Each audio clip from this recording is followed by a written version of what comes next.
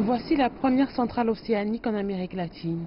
C'est un laboratoire à ciel ouvert sur la côte nord du Brésil.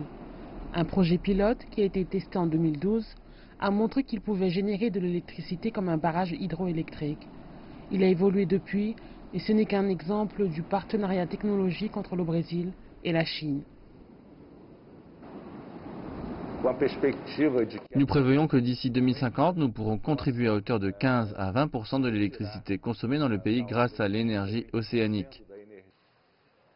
Tout a commencé en 2009 avec la fondation du Centre sino-brésilien pour le climat et l'innovation énergétique. Un partenariat entre deux grands centres d'ingénierie, COPE lié à l'Université fédérale de Rio de Janeiro et l'Université Tsinghua de Chine.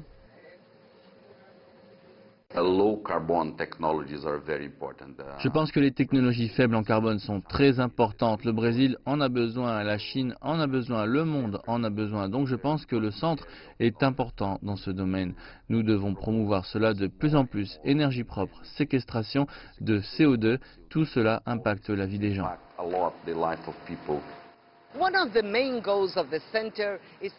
L'un des buts principaux du centre, c'est les échanges entre chercheurs brésiliens et chinois qui mènent des études sur les défis du changement climatique.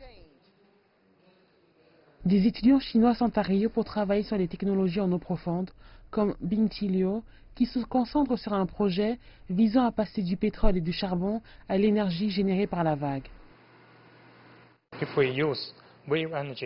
Si nous utilisons les vagues, nous pouvons réduire de manière significative la génération de dioxyde de carbone.